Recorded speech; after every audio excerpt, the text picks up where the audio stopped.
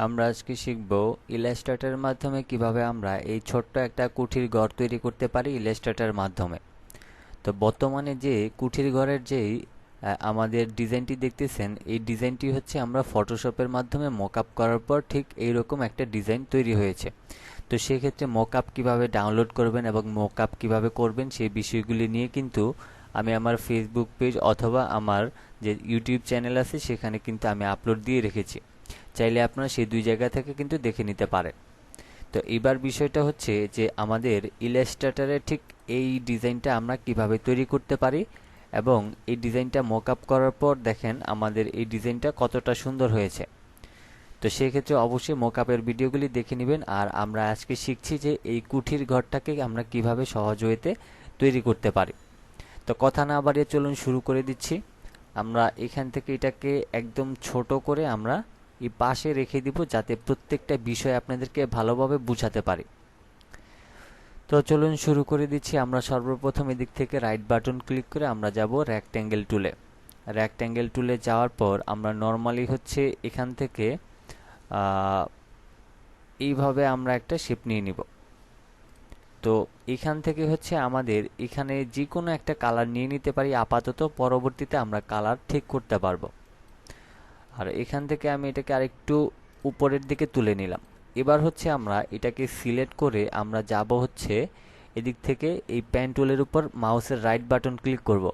তাহলে এইদিকে আমাদের আরও অনেকগুলি অপশন চলে আসবে। এখান থেকে আমরা অ্যাড অ্যাঙ্কর পয়েন্ট টুল এটাকে আমরা সিলেক্ট করে নিব। এবার আমাদের এই যে শেপটা আছে এটার মিডল পয়েন্ট হচ্ছে এটা। এখন আমি যখন এখানে আমার যেই মাউস পয়েন্টটা নিব তখন দেখেন আমাদেরকে একটা সিগন্যাল দেখাচ্ছে, তার মানে এটা আমাদের মিডল পয়েন্ট। আমরা এখানে একটা ক্লিক করে দিলাম। এবার আমরা যাব হচ্ছে ডিরেক্ট সিলেকশন টুলে অ্যান্ড দেন এখানে আমরা একটা ক্লিক করে আমাদের কিবোর্ডের যে আপ অ্যারো কি আছে সেটাকে আমরা উপরে এইভাবে করে আমাদের যতটুকু প্রয়োজন আমরা এটাকে এইভাবে করে বড় করে তুলে নিব। ঠিক আছে? তো আমরা হচ্ছে এটাকে তুলে নিলাম। এবার এখন আমরা এদিক থেকে রাইট বাটন ক্লিক করে আমরা এদিক থেকে যাব হচ্ছে লাইন সেগমেন্ট টুলে।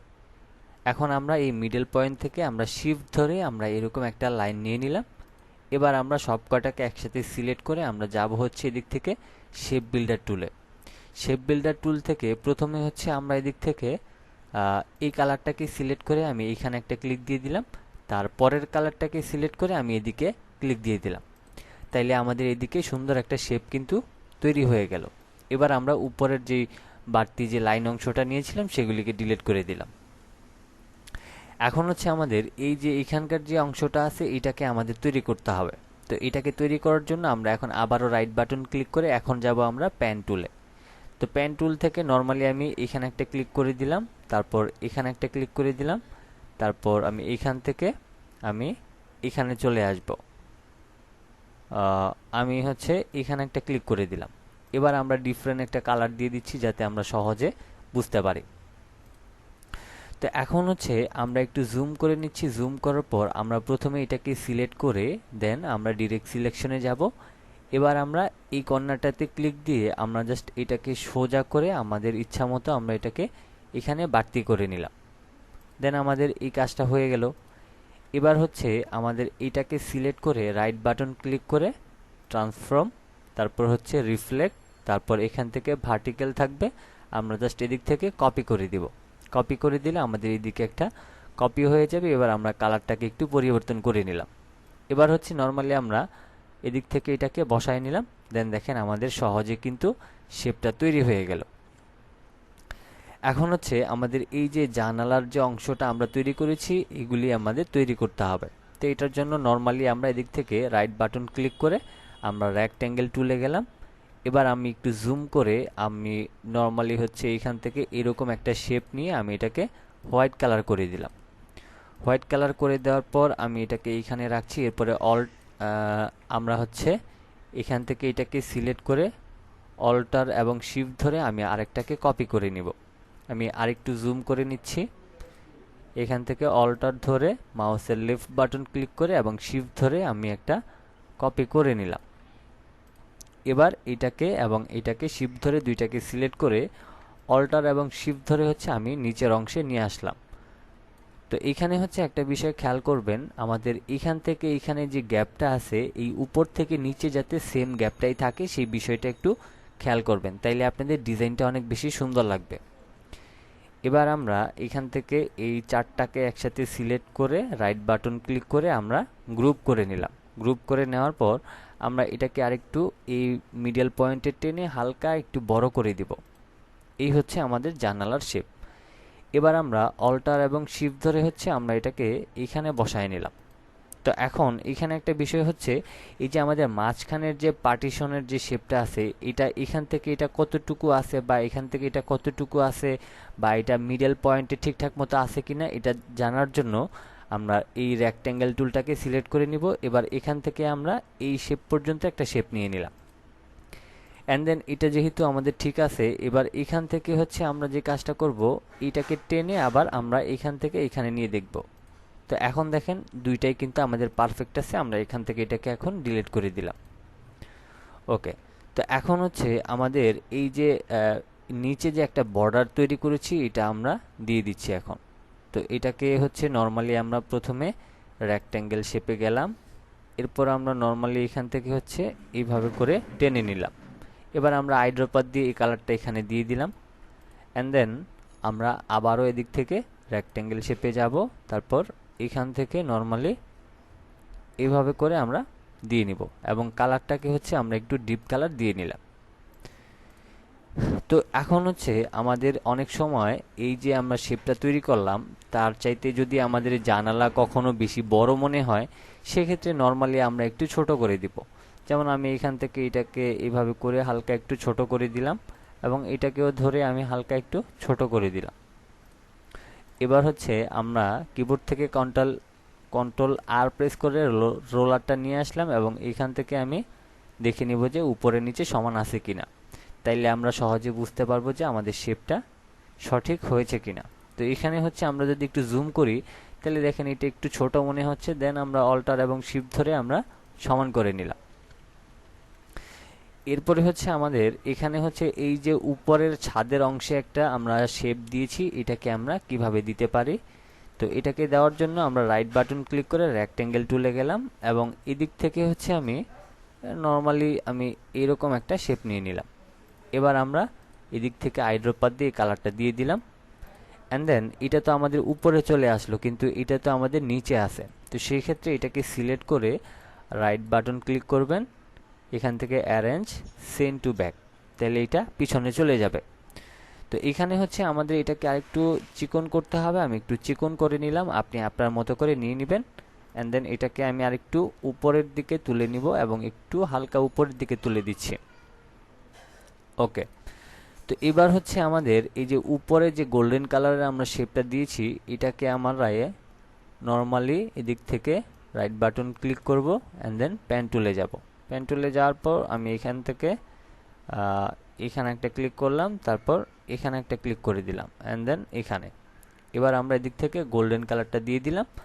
তো এবার যদি আপনাদের এটা মনে হয় যে বেশি হাই হয়ে গেছে, তাইলে নর্মালি এখান থেকে হালকা একটু ডাউন করে দিলে এটা ডাউন হয়ে যাবে।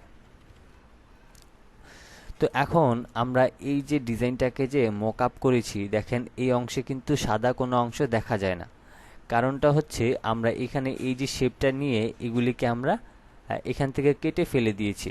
তো এখানে যেহেতু সাদা শেপ আছে, সেক্ষেত্রে আমরা নর্মালি এই দুইটাকে মানে সব কয়টাকেই আমি এখান থেকে এভাবে সিলেক্ট করে নিব। নেওয়ার পর আমি একটু জুম করে এদিক থেকে শেপ বিল্ডার টুলে যাব। এবার অল্টার ধরে মাউসের লেফট বাটন প্রত্যেকটাতে আমি ক্লিক করে দিব। তা আমি এখান থেকে ক্লিক করে দিচ্ছি, দেন আমাদের কাজ শেষ। এবার হচ্ছে আমাদের এই যে এদিক থেকে যে আমরা কুঠির লেখাটাকে যে লিখেছি, এটাকে আমরা কিভাবে বানাতে পারি। তো নর্মালি এটার জন্য হচ্ছে আমরা এদিক থেকে রেক্ট্যাঙ্গেল টুলে যাব।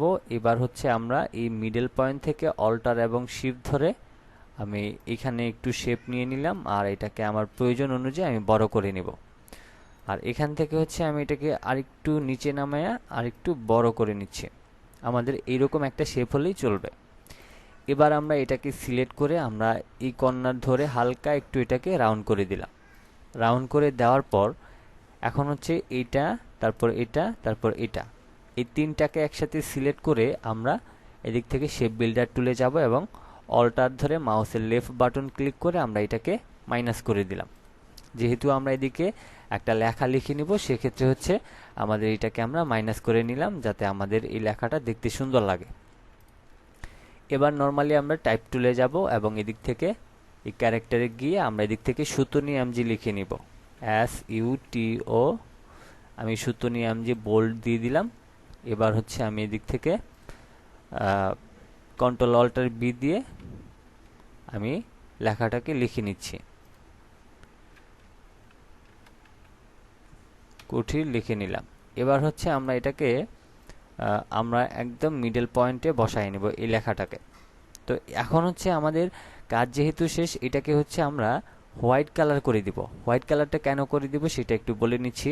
কারণ এইখানে আমাদের যে মকআপটা আছে, এই মকআপটা কিন্তু ব্ল্যাক কালার। তো সেক্ষেত্রে আমরা যদি এখানে লেখাটা ব্ল্যাক কালার দিই, তাহলে কিন্তু এই লেখাটা কিছু বোঝা যাবে না। এটার জন্য আমরা এই ডিজাইনের মধ্যে হচ্ছে আমরা সাদা কালার দিয়ে দিয়েছি। এবার হচ্ছে আমাদের এখানে যে ডিজাইনটা আছে, আমরা এটাকে ডিলিট করে দিচ্ছি। আমরা এটাকে ডিলিট করে দিলাম। এবার আমরা মকআপের প্রসেসিংটাও দেখাই দিচ্ছি। নর্মালি আমি এদিক থেকে এটাকে কেটে দিলাম। আমাদের মেইন মকআপ হচ্ছে এটা। তো আমি মকআপ ফাইলটাকে ওপেন করলাম। এবার হচ্ছে your logo here, double click. আমরা এদিক থেকে ডাবল ক্লিক করলাম, তাইলে আমাদের সামনে এরকম একটা অপশন আসবে। এবার আমরা ইলাস্ট্রেটরে যাব এবং সবটাকে একসাথে সিলেক্ট করে মাউসের লেফট বাটন ক্লিক করে জাস্ট ফটোশপে এনে এখানে ছেড়ে দিবেন। ছেড়ে দেওয়ার পর এবার হচ্ছে আমরা এটাকে অল্টার এবং মাউসের লেফট বাটন ক্লিক করে আমাদের প্রয়োজন অনুযায়ী আমরা এটাকে ছোট করে নেব। তা আমি ধরুন এটাকে এতটুকু ছোট করে নিলাম এবং এদিক থেকে টিক মার্ক দিয়ে দিলাম এবং এদিক থেকে একটু নিচে গিয়ে আমাদের যে লোগোটা আছে সেটাকে আমরা অফ করে দিলাম। এবার কিবোর্ড থেকে কন্ট্রোল S প্রেস করলে আমাদের ডিজাইনটা কিন্তু মকআপ হয়ে যাবে। তবে এখানে কিছু কাজ আছে, আমি দেখাই দিচ্ছি। যেমন আমরা এখানে চলে আসলাম, দেখেন আমাদের ডিজাইনটা কিন্তু হয়ে গেল। তবে আমাদের সব কিছুই ঠিক আছে, আমাদের ডিজাইনটাকে জাস্ট একদম নিচ পর্যন্ত নিয়ে আসতে হবে। তো এটার জন্য নর্মালি আমি এটাকে সিলেক্ট করে আমি জাস্ট এটাকে একটু নিচে নামায় নিলাম এবং আবারও কন্ট্রোল S প্রেস করলাম। তো আমাদের এখানে একটু লোড নিচ্ছে। লোড নেওয়ার পর আমরা এখানে যখন আবার আসব, তখন দেখেন আমাদের সবকিছু ঠিক আছে কিনা সেটা কিন্তু আমরা সহজেই দেখতে পাবো। তো আমরা এখান থেকে এখন হচ্ছে আরেকটু নিচে নামাইতে হবে। এটার জন্য আমরা এটাকে আরো একটু নিচে নামায় নিলাম এন্ড দেন এখান থেকে আমরা হালকা একটু ছোট করে নিলাম। তো এখান থেকে আমি এখান থেকে টিক মার্ক দিয়ে আবারও কন্ট্রোল S প্রেস করে দিলাম। তো আবারও কন্ট্রোল S প্রেস করে দেওয়ার পর আবার একটু লোড নেবে। এরপর হচ্ছে দেখেন আমাদের এই যে ডিজাইনটা কতটা সুন্দর লাগতেছে এখন মকআপ করার পর। তো এই হচ্ছে আমাদের ডিজাইন। তো আশা করছি আপনাদেরকে এই সুন্দর কুঠির ঘরের যে ডিজাইনটা আছে এইটার সম্পূর্ণ ধারণা দিতে পেরেছি এবং আপনি প্রপারলি চাইলেই কিন্তু এই ডিজাইনটা সহজেই তৈরি করতে পারবেন। আজকের মতো এই পর্যন্তই ছিল। ভিডিওটি ভালো লেগে থাকলে অবশ্যই ভিডিওতে একটি লাইক দিয়ে দিবেন এবং নিয়মিত গ্রাফিক ডিজাইন রিলেটেড ভিডিও পাওয়ার জন্য আমার ইউটিউব চ্যানেল অথবা ফেসবুক পেজটি ফলো দিয়ে রাখুন। সবাই ভালো থাকবেন, সুস্থ থাকবেন। আল্লাহ হাফেজ।